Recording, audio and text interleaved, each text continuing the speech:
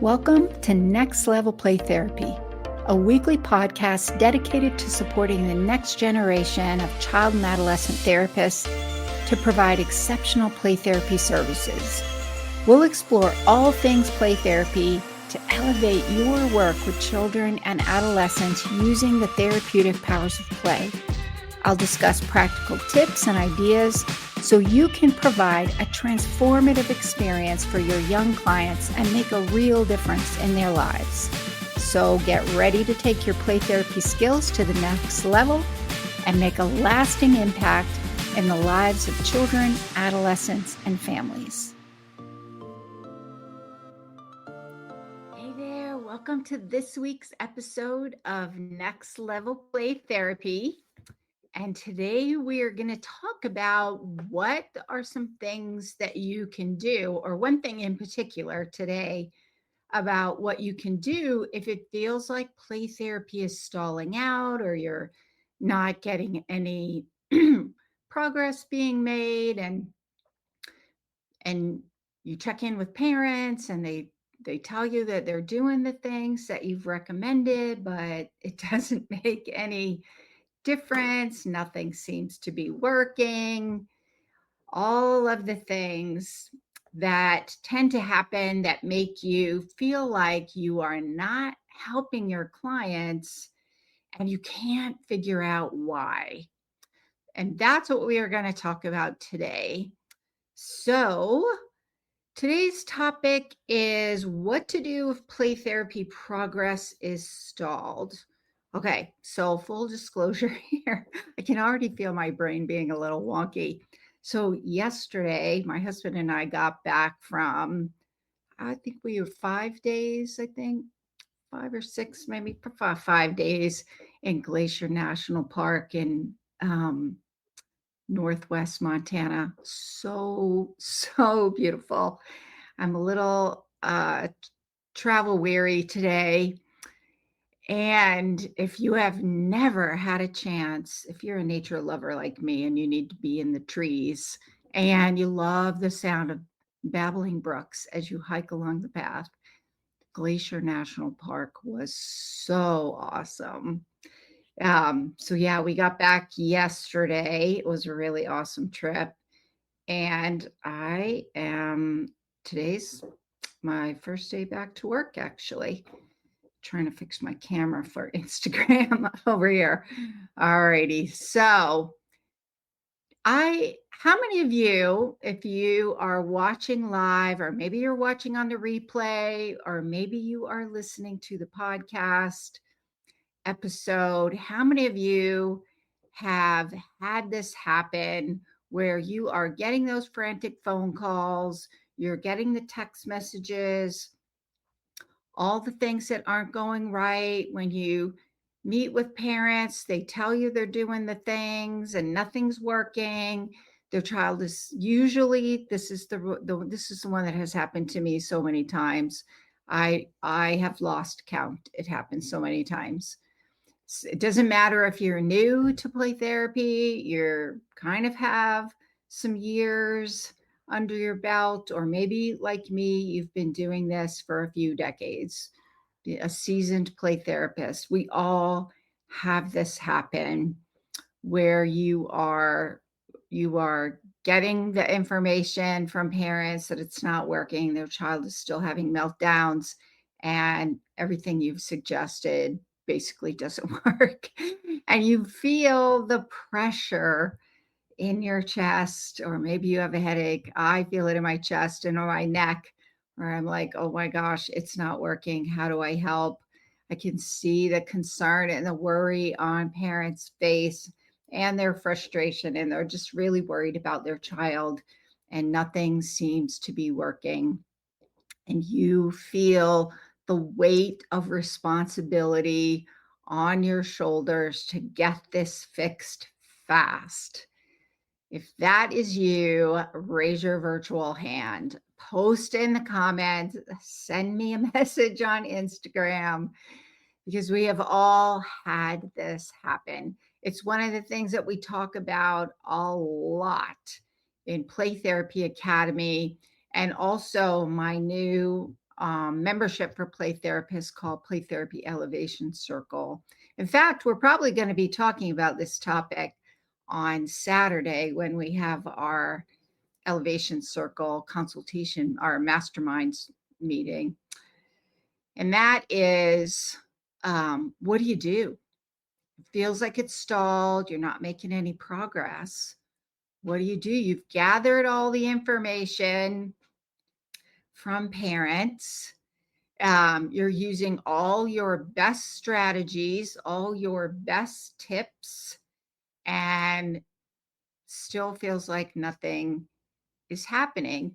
And to me, this is the benefit of using family play therapy sessions, because you get to see in real time what's going on. So let's talk about that. What to do if play therapy progress is stalled. And the thing is, what you've gathered all of the information, but you're relying on secondhand information to get a sense of what's going on. Most play therapists use an individual play therapy approach. That's typically the way we're trained in graduate school. Unless you're a marriage and family therapist, you were probably trained to use an individual lens for working with your clients. And then most play therapy training is focused on using an individual play therapy approach. Last week, I talked about the pros and cons of individual play therapy versus family play therapy. So if you are interested in that topic, you probably want to go back and listen to last week's episode where I kind of go through the pros and cons. Today, I want to highlight the benefits of using family play therapy sessions. So the thing is that when parents are giving the information to you, they're giving that information to you through their lens of how. Sorry, I'm going to fix my camera here for Instagram. They're giving you information through what they understand, their knowledge, their perspective, and it's going to be limited, because who of us really, really, really can give a full, accurate picture just from our own individual lens? It's hard to do that. Is the rare person who can be 100% spot on about the big picture and multiple perspectives about what is going on. Most parents are going to give their information. They're going to give you a sense of what's going on based on their understanding and their knowledge about different factors. The reality is they're coming to you as the play therapist because they don't know what to do. They are feeling lost and worried about their child, and they don't know what to do. They don't really know what might be activating certain things. And they might be able to, parents might be able, or caregivers, I say parents and caregivers interchangeably because children don't always live with their parents, the children that we see for play therapy. So they're going to be giving that information through their lens, but they don't have the big picture. They don't really know everything. And you can ask questions about what might be activating the behavior that is of concern, that is bringing their child into counseling with you, that they may not necessarily know all of the things to think about in terms of what might be activating the behavior. They're not the experts. That's why they're coming to you as the play therapist. They're coming to you because you are the expert and they need your help. And I can't tell you how many times I have had parents call, they're frantic, they don't know what's going on, nothing seems to be working. They, they tell you they're doing all the things that you've recommended and nothing seems to be working. And I can't, or about they're worried about the high level conflict going on with the siblings or just in the household. Everybody seems to be arguing all the time, not treating each other well. And so they're worried. And some of the benefits of using family play therapy is you get to see in real time what are the interaction patterns. I can't tell you how many times I have had over the last several decades, actually, parents are concerned about their child. They I usually start out with individual play therapy sessions. I'll usually do that for at least the first 90 days, sometimes a little longer. But at some point in time, I'm usually using family play therapy sessions. And depending on what's going on, I may use it right from the start, which I've done as well, or I may try to build up that relationship with the child, get a sense of what's going on while building that relationship with parents before I actually do the family play therapy sessions. And I can't tell you how many times I have had this happen where I do the family play therapy sessions and I get a much clearer understanding of what is going on. I can see some of the hesitancies in the interactions, or maybe missed cues, or I see strengths. I'll see that the siblings actually do like each other, even though they might not always be behaving that way. And then I get to see also how parents or caregivers are helping children navigate through that, and some of the dynamics that can't be explained. They're better observed with your knowledge, where the lens in which you are looking through and understanding these relationship interaction patterns time after time after time. I have seen where I have young little preschoolers and early childhood interactions where I can see the attachment issues. And when we've worked on the attachment issues and parents have learned some skills that they can practice in the play therapy sessions, then I begin to see that shift. And parents also begin feeling more confident. They begin to have hope. They see the relationship with their child improving. And as that improves, they see the behaviors improving. And parents have a better ability to know what to do when their child has the problematic behaviors that are going on.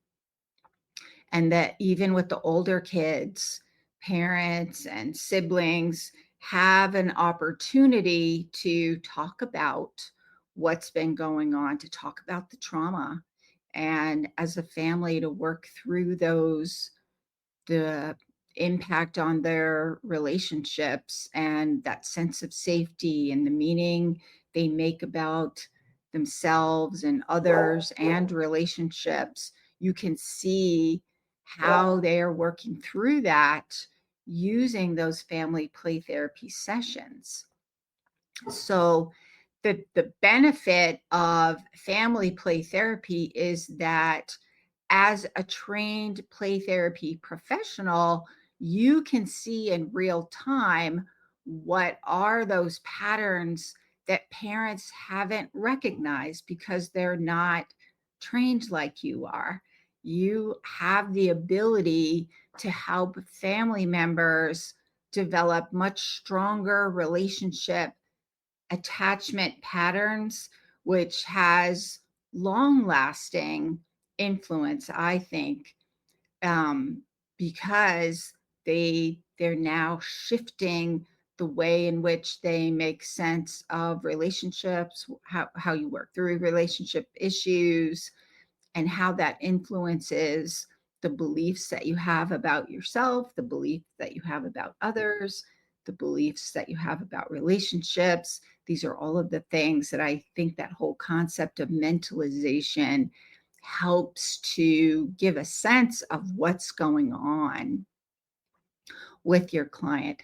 And the other thing is you can, as a play therapist, what you're doing is you're helping family members access those therapeutic powers of play for healing. So that those therapeutic powers of play can help shift those interaction relationship patterns, those dynamics within the family system. Those can you can help to shift those while you're also using those therapeutic powers of play to teach new skills, to help children use their parents and their siblings for support. I've done every kind of family play therapy sessions you can probably think of. Um, Doing family play therapy sessions just with siblings to strengthen sibling relationships. There is a lot of missed opportunities, I think, when we don't, as play therapists, consider the importance of sibling relationships and helping to strengthen those sibling relationships. In addition to the parent-child relationship, it's I think it's important to build a parent-child relationship, but I also think it's important to take a look at what's going on in those sibling relationships. And I've facilitated family play therapy sessions with siblings and observed that there's actually some strengths there. And siblings actually do care about each other when parents are worried that they don't. Do they need to learn how to work through conflict a little more effectively? Yes. And you can help parents. You can help parents, so then parents can help their kids navigate through that. And you, as the play therapist, can model what that looks like in those play therapy sessions. Um, I have used family play therapy sessions with divorced families, usually the parent in one household. We do family play therapy sessions with them, parent in the other, or parent and step parents in the other household. We do family play therapy sessions with them. I have used family play therapy sessions to help estranged children and parents repair those relationships when there's been divorce and some of those relationship patterns have been negatively influenced. I have used family play therapy sessions to help parents and their children heal after there has been traumatic experiences. Those can be really, really powerful ways to help families heal. And so to me, I think if you're finding that your individual play therapy sessions are getting stalled out and you don't seem to be making any progress, I would suggest you may want to consider using family play therapy. And if you're going to use family play therapy, then I highly recommend using a framework.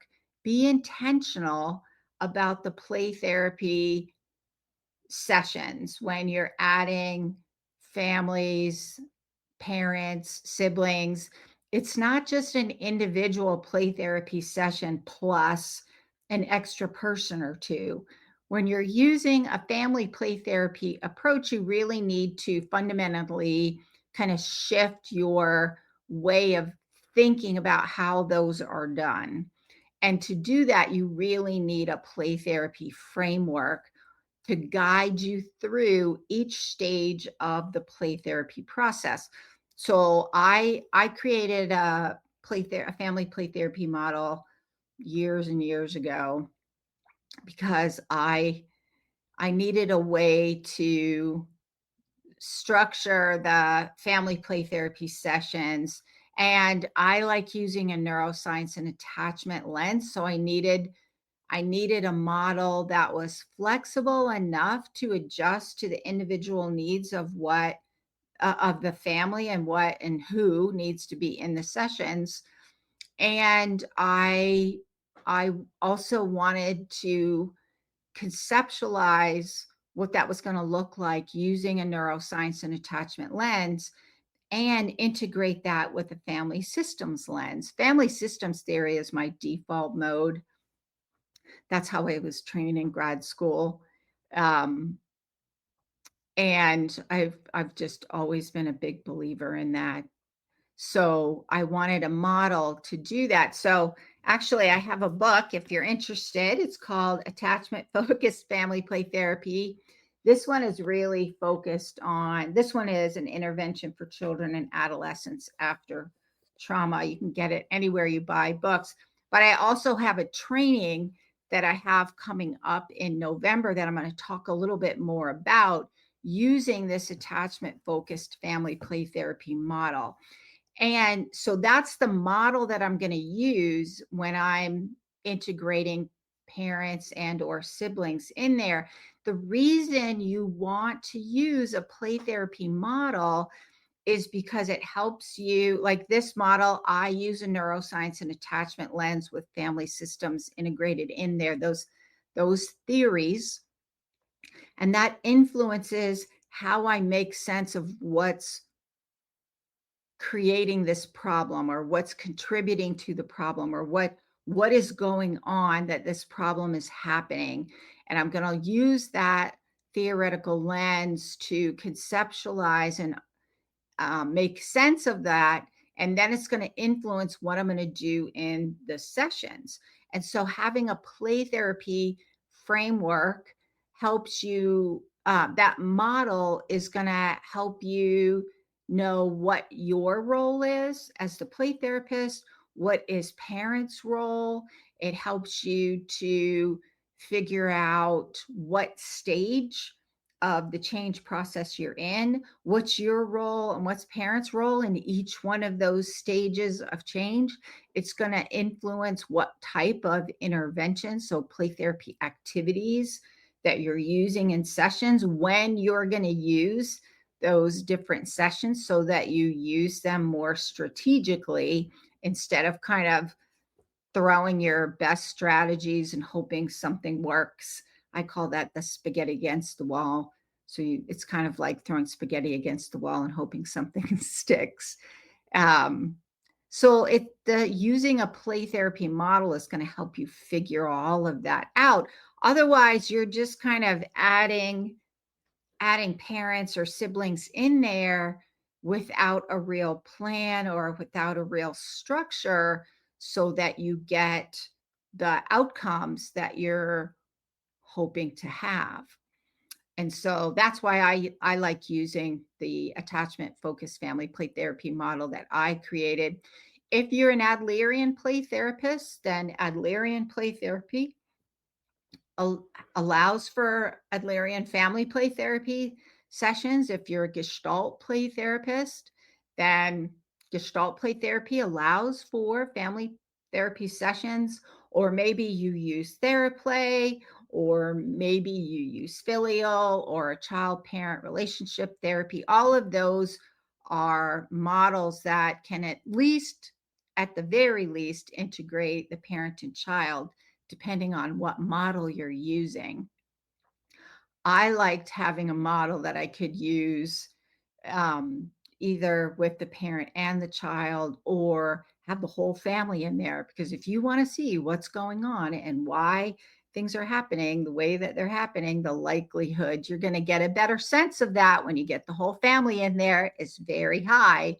And a lot of times when I mention to, especially when we're doing consultation, and I'll mention, doing some, get all the family members in there. Play therapists usually get that panicked look on their face, like, what? I have to add all of those in there at the same time with all of those different developmental stages, which seems scary and overwhelming. Here's the thing, though. This is where your fundamental shift in how to facilitate these sessions is going to be influenced by your play therapy model. And so you really want to make sure that you're using a play therapy model for family play therapy sessions, and you're not just looking at it as individual therapy plus you added an extra person or two in there. It's really a fundamental shift in the way that you do that. And your play therapy model is going to show you what to do in each stage. So that is it for today. So today, let me do a little recap. Today, what we're talking about is what to do if play therapy progress stalls. And we looked at, I just realized I didn't ask people to check in and say hi.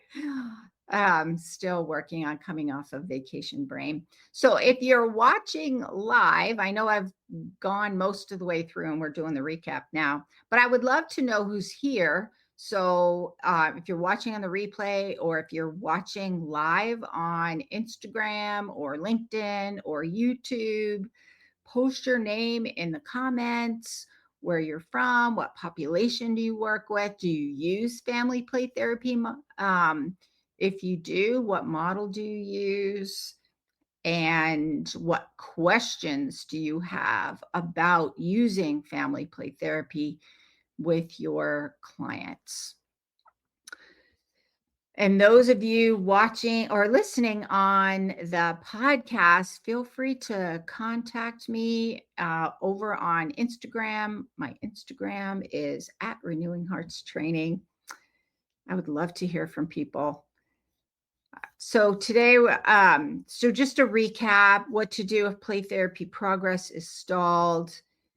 Really, what you're looking at, what we're talking about today, is really parents are only going to provide their perspective because they don't have all of the knowledge. So you're not really going to see the interaction patterns in real time. You're going to have to rely on secondhand information that's coming from somebody who doesn't really have the knowledge and experience that you have to see the bigger picture. Plus, the other thing is, who of us can really be unbiased all the time? I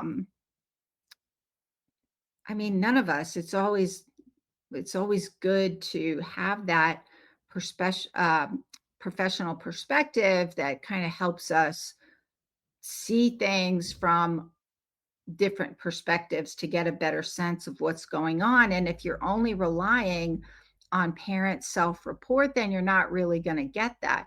And so when you get all those frantic phone calls about, or texts or emails, nothing's working, everything's going badly, then you're not really going to see the interaction patterns in real time unless you get everybody in there.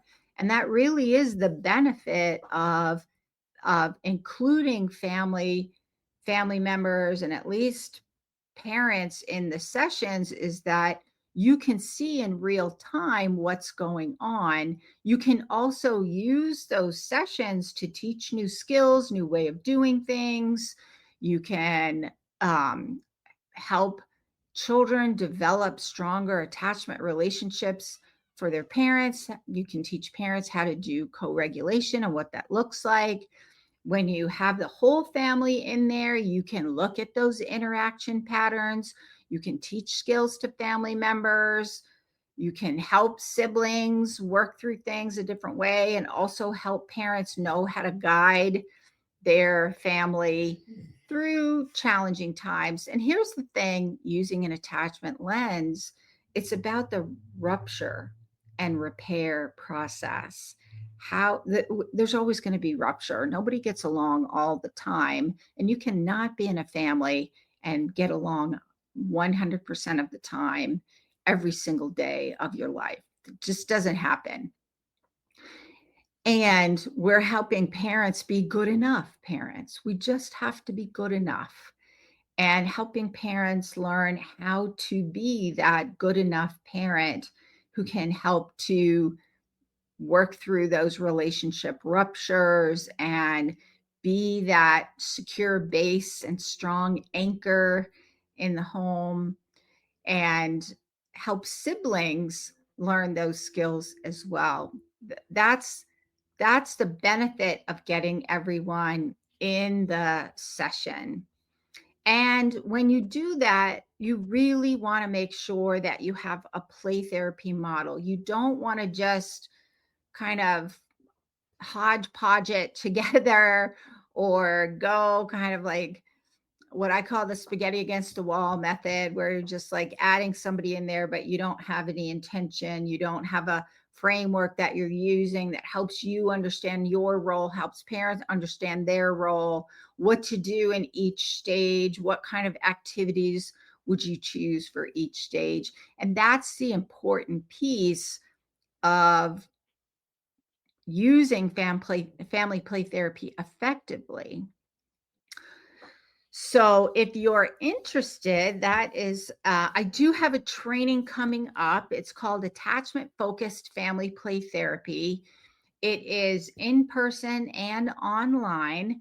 So in it, we're going to go over kind of that theoretical conceptualization using a neuroscience and attachment lens to help understand parents' role and understanding how those implicit experiences influence our lives, and also maybe influencing parenting strategies. And you're kind of using that lens of neuroscience and attachment. We'll look at co-regulation. We'll look at polyvagal therapy, polyvagal theory. We'll look at mentalization, which is basically understanding how do you make sense of the intentions and behaviors and values and emotions of others, and then how does that influence your experiences and the meaning that you make of things.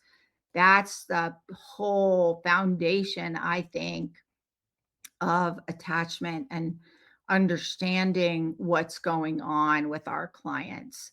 And then I will talk with you, show you like what are you looking for, what are kind of the nuts and bolts of relationship that you're going to be looking for to kind of get a sense of relationships, and know where to strategically target the change process, which is then going to influence what you do in each stage. So we'll go through the stages of the attachment play therapy model. What's your role? What's parents' role? How do you choose interventions?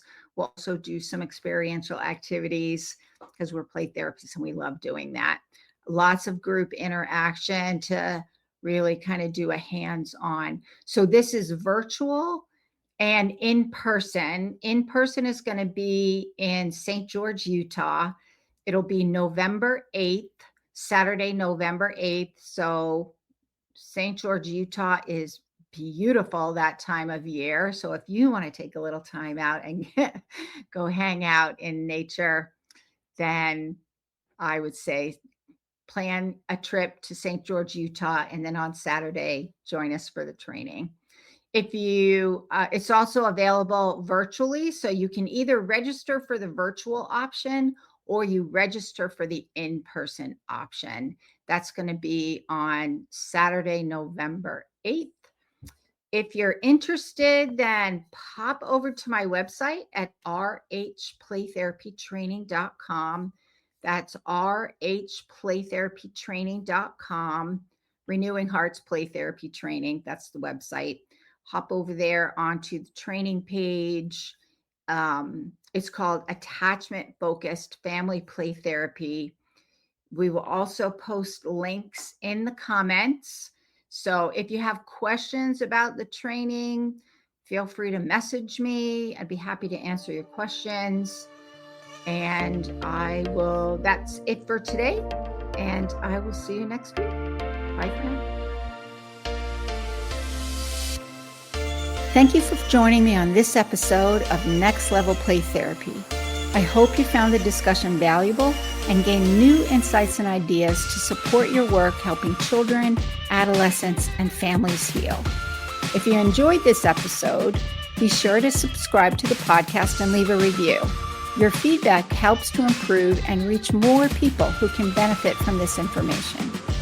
Remember, play therapy is a powerful tool for healing and growth. Whether you're a new play therapist or experienced, I encourage you to continue your learning journey to unlock the potential of play in your own work and relationships. If you have any questions or topic suggestions for future episodes, I'd love to hear from you. Connect with me on social media and visit my website at Renewing Hearts Play Therapy Training to stay updated on upcoming episodes, trainings, and resources.